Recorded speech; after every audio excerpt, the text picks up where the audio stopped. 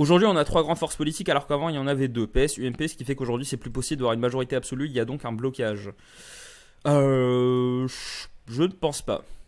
Je ne pense pas qu'on ait trois grandes forces politiques. Je pense que la... J'ai prévu de faire un autre, j'ai prévu de faire un autre live sur ce sujet. Euh, je pense qu'en gros, il y a trois clivages aujourd'hui. Le clivage gauche-droite existe, toujours. C'est juste qu'il n'a plus autant d'importance aujourd'hui en France. Le clivage gauche-droite existe. Alors, pour prendre le cas de la France, si tu veux un exemple parfait, regarde ce qui s'est passé au moment de voter les motions de censure, parce que tu avais le RN les LFI qui ils voulaient pas voter les motions de censure l'un de l'autre, puisqu'ils disaient, voilà, c'est aussi l'absurdité du côté partisan. C'est que du coup, ils disaient, non, mais en gros, on veut pas donner à l'autre de la légitimité. Alors que s'ils avaient voté, il suffirait de quelques députés en plus pour faire descendre le gouvernement.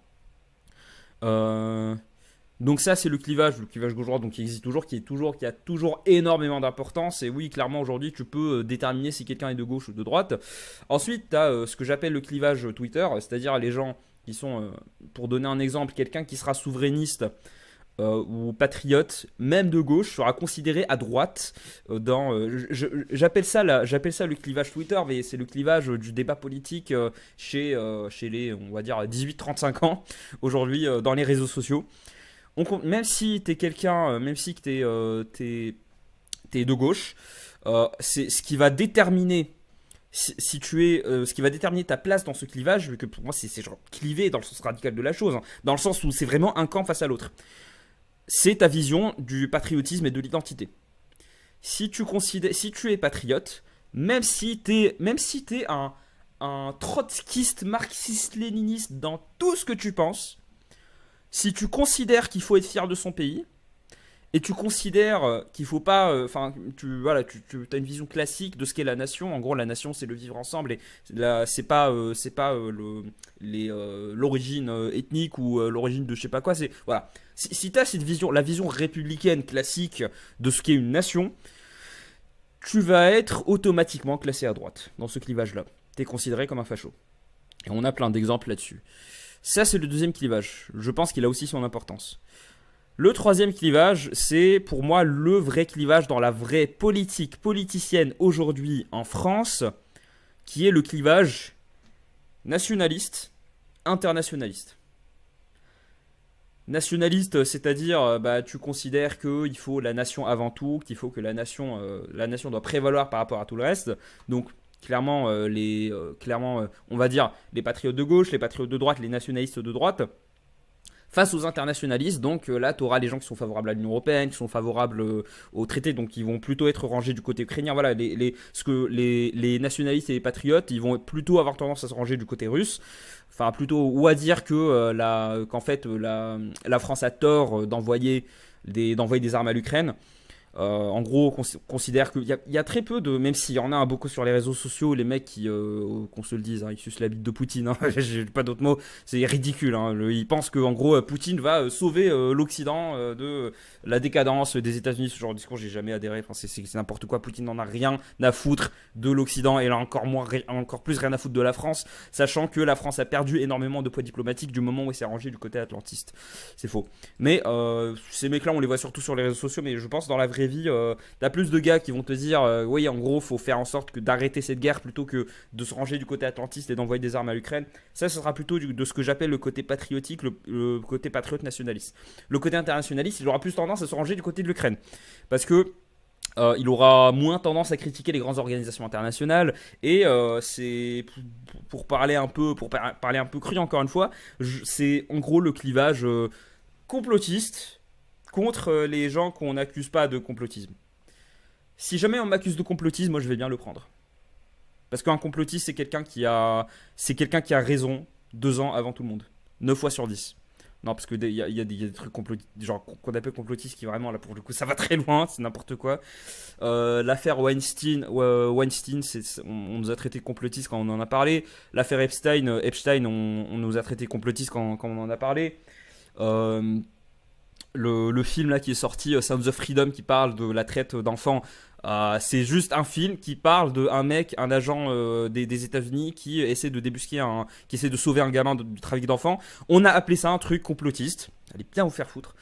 Plein de trucs, et même tout ce qui était par rapport au Covid. Alors c'est bon, là j'en ai rien à foutre, ma chaîne elle va sûrement sauter. Mais en gros, on disait que le vaccin ne protège pas de la contamination et du Covid. Aujourd'hui, on sait que c'est vrai. À l'époque, on le disait, on était complotiste. On disait que le Covid, c'était que les réponses au Covid étaient complètement disproportionnées. D'ailleurs, on rentre dans le côté personnel de la chose, mais j'ai eu beaucoup de problèmes. Enfin, les confinements successifs, moi, ça m'a causé beaucoup de problèmes. J'en voudrais éternellement à ceux qui ont soutenu les confinements. Éternellement. Et même jusqu'à aujourd'hui, j'en veux toujours. Parce que j'ai l'impression qu'il y a un avant et après le Covid. Je sais pas, il s'est passé un truc. Les gens sont plus déprimés. Niveau social, je sais pas si je suis le seul à avoir ce sentiment-là. J'ai l'impression que les gens sortent moins. Les gens veulent moins se voir. Il y a des gens qui ont bien vécu le confinement. C'était des privilégiés. C'était les gens, bref. Ce sera peut-être le sujet pour une autre fois. Ce sera peut-être le sujet pour un autre live si vous voulez. Mais voilà, je ne pardonnerai jamais à ces gens-là. Les gens qui ont traité, ils nous ont traité. On disait que le confinement, c'était un truc, que c'était complètement exagéré, qu'il fallait arrêter les confinements, qu'il fallait, parce que on allait augmenter le taux d'autisme chez les enfants. Et aujourd'hui, on sait que c'est vrai. Tout ce qu'on a dit pour dénoncer cette dictature, cette expérience de Milgram à ciel ouvert, à chaque fois qu'on dénonçait ça, on nous a systématiquement censurés, on nous a traités de complotistes, et au final, on a raison. Donc, si jamais on me traite de complotiste, je le prendrai comme si je vous jure que c'est vrai, je le prendrai comme si on m'avait donné la putain de Légion d'honneur. J'en ai rien à foutre. J'encourage les gens à assumer leurs idées. J'encourage les gens à arrêter de demander aux autres comment penser. C'est pour ça que je pense que l'éducation, c'est prioritaire. petit jeu de mots de gens qui s'y connaissent. L'éducation prioritaire. Donc, je continue à répondre aux questions. Donc, non, vous en faites pas, je suis pas un espion. Pas officiellement. Mais par contre, je soulève un point qui est très intéressant.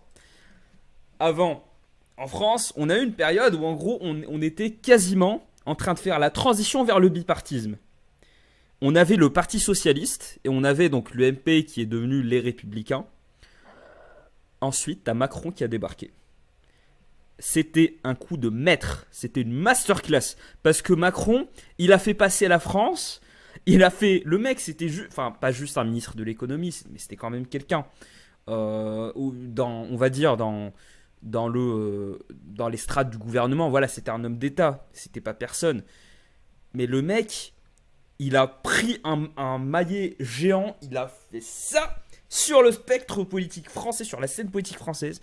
Il a fait passer ces deux partis-là d'un stade de bipartisme, c'est-à-dire comme les États-Unis, un mandat c'est l'un, un mandat c'est l'autre, comme ça les deux ils s'alternent. Ces deux partis ne font moins de 5% aujourd'hui. Masterclass. Et aujourd'hui, ce clivage n'est plus autant d'actualité. Quel avenir pour Renaissance après le départ d'Emmanuel Macron de l'Elysée? Édouard Philippe, franchement. Soit ils vont se casser la gueule en nommant Darmanin, parce que Darmanin a été envoyé en chair à canon par Macron pour essuyer toutes les critiques, pour se prendre toutes les balles dans la gueule.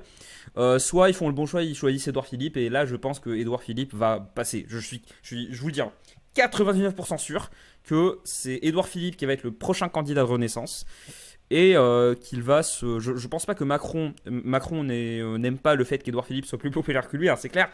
Mais je pense pas que Macron soit assez débile, mais que Macron est très intelligent.